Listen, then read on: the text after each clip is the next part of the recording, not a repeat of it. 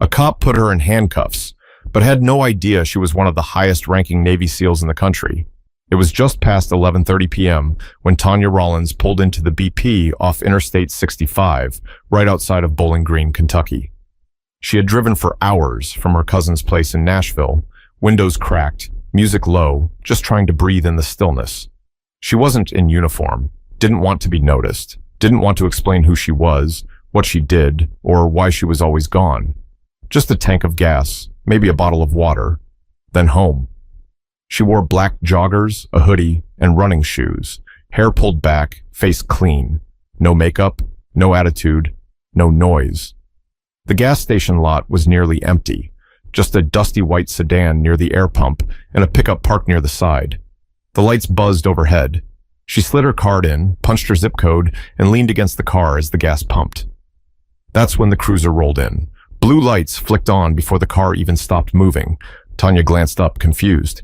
She didn't move, just stood there, one hand on the nozzle. The officer stepped out fast. White male, maybe late 30s. Stocky build, buzz cut. Flashlight already in hand, even though the station lights were bright enough to see a mile. His tone was sharp right out the gate. "Ma'am, is this your vehicle?" Tanya blinked. "Yes, I'm just getting gas." "I need you to step away from the vehicle." She didn't argue. She set the nozzle back, closed the tank, and stepped back with her hands visible. "What's going on, officer?" she asked calmly. "Just following up on a call," he replied, circling her car. "You seem suspicious." Suspicious. Tanya looked around. No one else was watching. No one had approached her. No clerk outside, just her, the gas pump, and a cop who already had a story in his head. She tried again. "I'm passing through. I rented this in Nashville. Do you need my license?" But he didn't answer. He was behind her now, shining his flashlight through the back window, then her front. Then he opened the driver door without asking. "Hey, what are you doing?" she asked, her voice still measured, but firm now. "I need to search the vehicle." "Without a warrant?" That did it. In a flash, he turned back. "Ma'am, I'm asking you to cooperate. Right now, you're being combative." Tanya froze. This is the moment. The line. Cross it and things spiral. "I'm not being combative. I'm asking a legal question." "Turn around." He grabbed her wrist. "Wait." He yanked the other one. Before she could speak again, her face was turned to the hood of her own rental car, wrists cuffed, cheek against cold metal. A pickup truck pulled out of the lot quietly. No one stepped in. No one asked a thing. Tanya didn't cry, didn't scream. She stared at the side mirror, watching her own reflection breathe. "You're being detained for suspicious behavior and failure to comply," Officer Kemp muttered, more to himself than to her. In the back of the cruiser, she said nothing. She watched Bowling Green blur past through the rear window, mind spinning not with fear, but with cold, calculated awareness. She'd seen worse. She'd been dropped behind enemy lines in northern Syria. She'd crawled through dry rivers in Djibouti. She'd faced men who'd rather die than surrender. But this was personal, and it was happening at home. But she had no idea that this gas station stop would turn into a courtroom war that would shake the whole town. The cruiser pulled into the Bowling Green police station just after midnight. Tanya sat still, cuffed, her head leaned back against the seat. Her wrists hurt, not from the pressure, but from the insult. Officer Kemp didn't say a word as he opened the back door. She stepped out on her own, calm, quiet. Inside, the fluorescent lights were harsh. A young black officer behind the desk glanced up, immediately clocking Tanya's athletic build and the way she carried herself.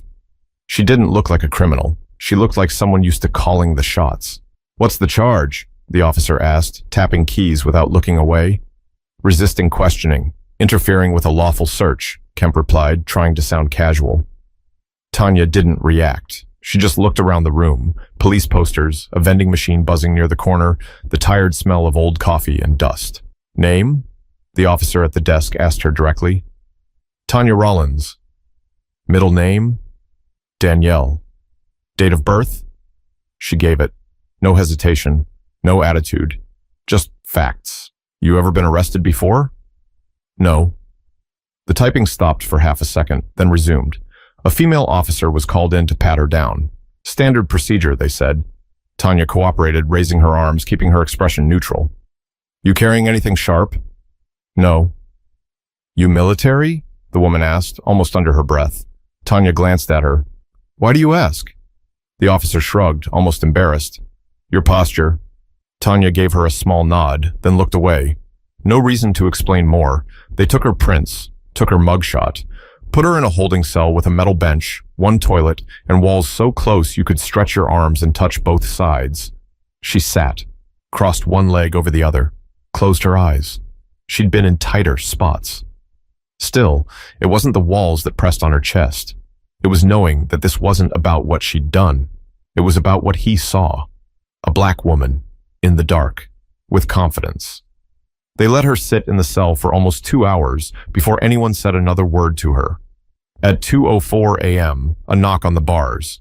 You're being released. Charges are being filed. You'll be notified of your court date. She stood up. Where's my car? Impounded for further investigation, Officer Kemp answered from behind the hallway. You took my rental? He just smirked. Drive safe next time. No apology, no explanation. They gave her back her phone, her wallet, and her watch, but not the rental keys, not even a cab. Tanya stepped outside into the humid night, her breath catching in the heat. She walked down the block and sat on a bench in front of a closed laundromat, opened her phone. Her battery was low. She called her cousin. I need you to come get me. What happened? I'll explain later. The ride back was silent. Tanya stared out the window. Her cousin, Janelle, glanced over but didn't push. When they pulled into the driveway, Tanya paused before getting out. I need a lawyer, she said quietly. You sure? I'm very sure. But she wasn't just preparing to defend herself. She was preparing for war. Because something told her this cop didn't just lie on paper. He lied like it was nothing. 2 weeks later, Tanya walked through the courthouse doors wearing a tailored navy blue suit and a simple silver necklace. No medals, no sign of rank, just clean lines, polished shoes, and quiet strength. She wasn't there to impress. She was there to make something clear. She wasn't afraid. The courtroom was small, a local circuit courtroom on the second floor of a brick government building off Chestnut Street. The kind of place where traffic tickets and noise complaints got handled right alongside serious charges, because small towns didn't separate things the way big cities did. Her lawyer, Kendra Sloan, met her outside the courtroom. Mid-40s, sharp eyes, thick curls, and the kind of calm that came from knowing exactly what she was doing. You ready? Kendra asked, slipping a folder under her arm. I've been ready, Tanya said. They walked in together. A few rows of benches, wooden panels on the wall, a tired-looking judge with glasses low on his nose already reviewing a docket. Officer Kemp was already seated, wearing his pressed uniform and a confident smirk. He didn't look at Tanya. He didn't need to. He thought the work was already done. The judge called the case. Commonwealth of Kentucky versus Tanya Rollins. Kendra stood. Your Honor, my client pleads not guilty on all counts. The prosecutor, a man named Philip Dorsey, nodded slightly and adjusted his tie. We're prepared to move forward, Your Honor. Officer Kemp has submitted his report and body cam footage. Correction, Kendra interrupted. The department claims the footage from Officer Kemp's body cam is unavailable due to technical failure. The judge squinted. Unavailable? Dorsey cleared his throat. There was a malfunction, Your Honor. However, we have his written report and dash cam video. Tanya's eyes didn't flinch, but inside her pulse kicked. This was the beginning of something deeper than bad luck. Kemp sat straight, hands folded in his lap, eyes still avoiding hers. Kendra continued.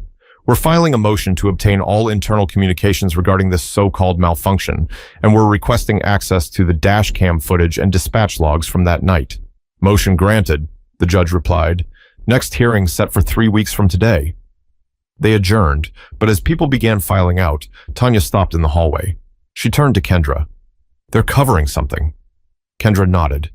Yeah, and it's not the first time Kemp's footage has gone missing. Tanya's brow furrowed. How many times? 4, that we know of. That's when it started to click. This wasn't about one bad night. This was about a pattern. A man who knew how to use the badge. A system that didn't ask enough questions. As they stepped outside into the sunlight, Tanya noticed a woman sitting on the courthouse steps. Early 30s, maybe younger. She held a baby on her hip and looked at Tanya like she recognized her, but not from the news. You the one Kemp arrested at the gas station? The woman asked. Tanya paused. Yeah. The woman looked down at her child. He pulled me over last year, told me I fit the description. Took me in too. Said I was belligerent. I was just scared. Tanya's jaw tightened. What happened? Dropped the charges. But it stayed on my record for 6 months. Lost my job over it. Kendra stepped closer. Do you remember the date? The woman nodded. I still got the court papers. Tanya met her eyes. Hold on to them. You might be hearing from us. They exchanged names. Charlene Knox. Another piece of the puzzle. But that day, standing on courthouse steps under the hot Kentucky sun, Tanya realized she wasn't just fighting for herself. She was about to drag a lot more truth into the light. A week after that first hearing, Tanya sat in her cousin's backyard with her sleeves rolled up and her phone in one hand.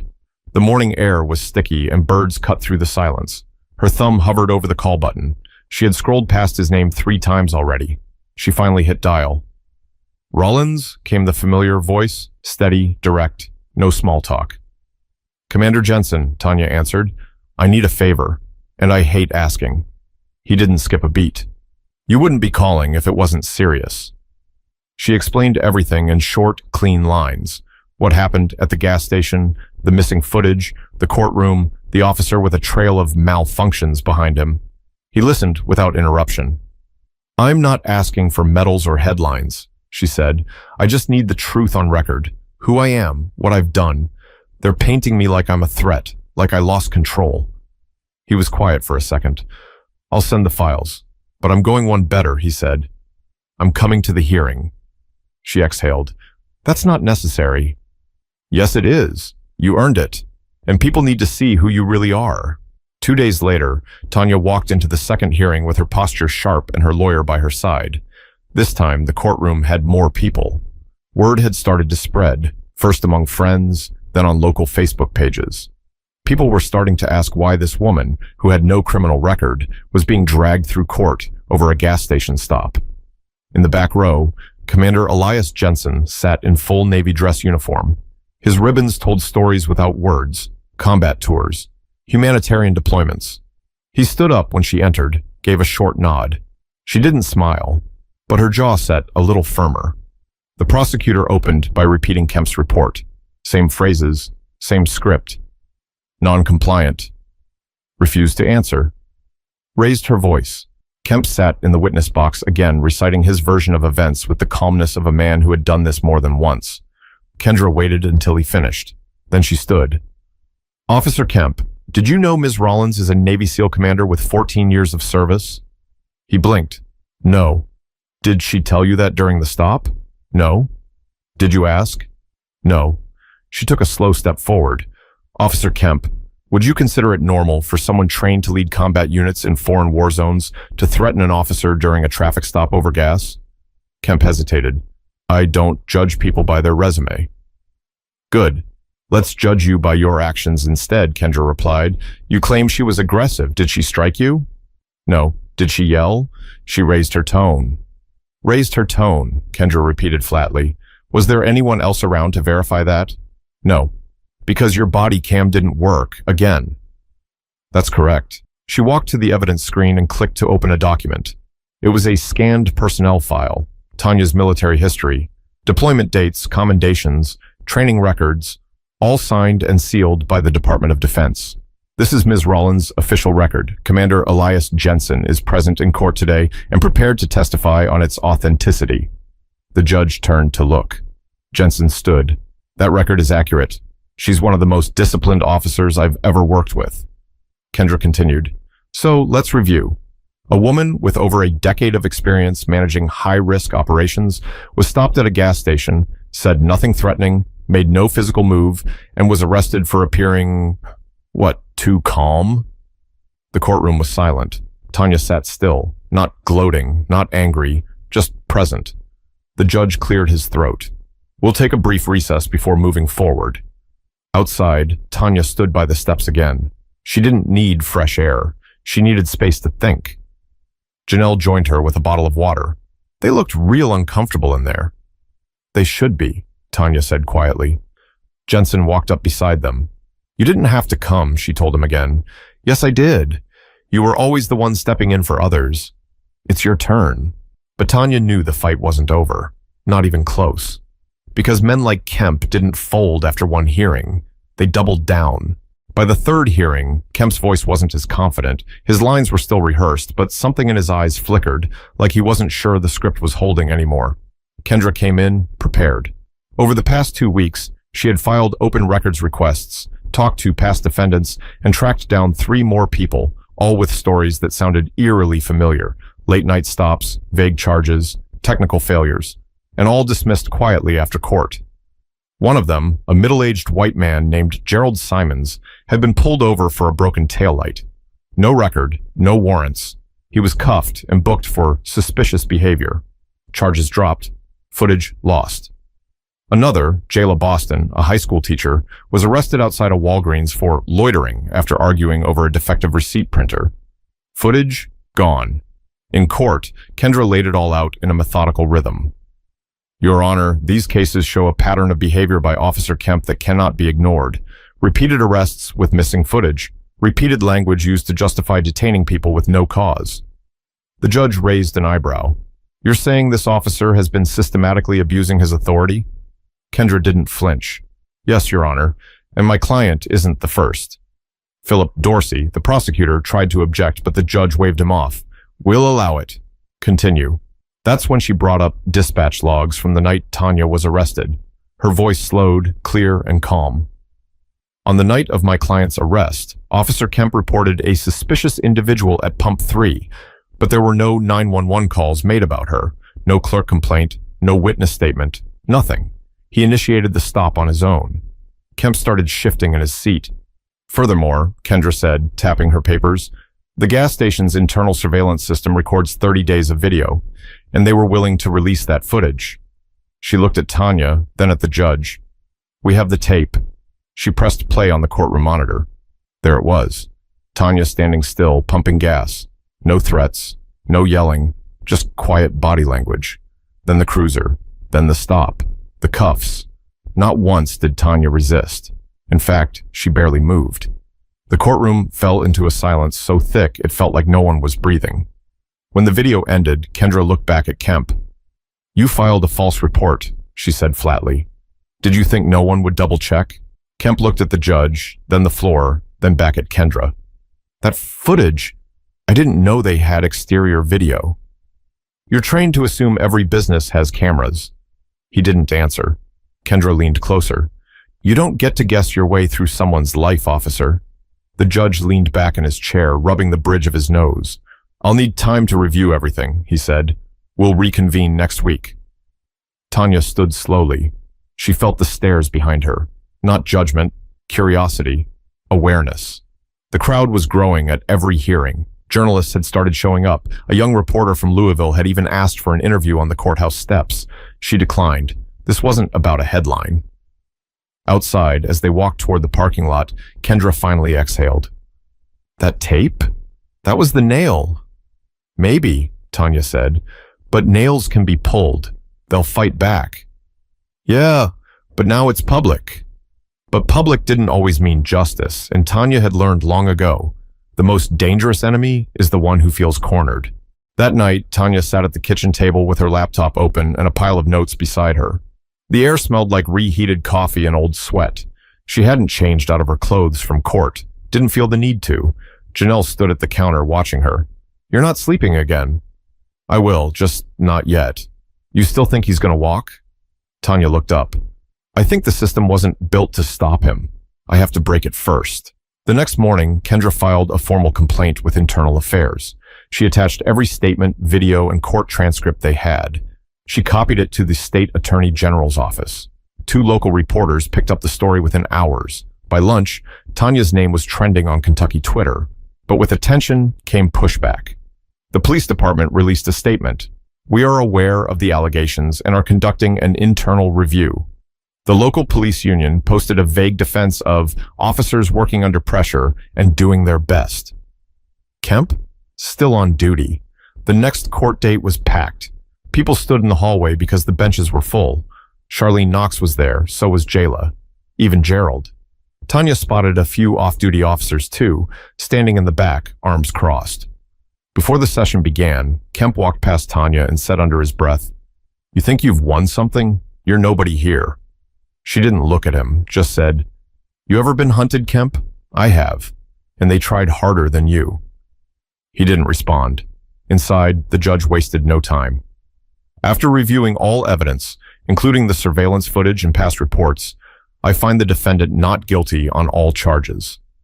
The room held its breath for 1 second. Furthermore, I'm recommending a full investigation into Officer Kemp's conduct and the department's failure to address repeated complaints. Tanya didn't smile, didn't flinch. She just closed her folder and stood up. The moment wasn't joy. It was relief. Not for herself, but for the people behind her. Outside, a dozen cameras waited. Reporters called her name. Mics stretched out over shoulders. She raised a hand. "I won't be giving a statement right now. This isn't about me. It's about what happens next." One young reporter shouted, "Are you planning to sue the city?" She paused, thought about it. "I'm planning to hold people accountable, however far that needs to go." The crowd parted for her as she walked down the steps, Kendra at her side, her cousin waiting near the sidewalk, keys in hand. But one face stopped her. Commander Jensen again. Same posture, same expression. This time, he stepped forward and shook her hand in front of everyone. "You carried yourself with honor, just like always." "Thank you, sir." He nodded once, then walked away. That evening, Tanya sat on the porch, feet up on the railing, a cold bottle of water resting on her knee. Janelle sat beside her, phone in hand. "They're talking about you on the radio now, even got picked up by a station out in Cincinnati." "I didn't ask for any of this," Tanya muttered. "Nope, but maybe it asked for you." That sat heavy between them. Tanya looked out across the street. Kids were playing. 2 neighbors waved, the same ones who hadn't said anything 2 weeks ago. Funny how fast silence turns into recognition. Her phone buzzed, a text from Kendra. "You changed something today, don't forget it." Tanya leaned her head back against the chair. She hadn't planned to fight a war in her own backyard, but when the fight came to her, she did what she'd always done, stand her ground and never blink. But now came the hardest part, making sure the next woman didn't have to fight this battle at all. 2 months later, Officer Bradley Kemp was placed on administrative leave, pending an internal affairs investigation. No charges, yet. But the whispers in the department had changed. He wasn't untouchable anymore. The city council scheduled a public forum. Tanya was invited to speak. She almost didn't go.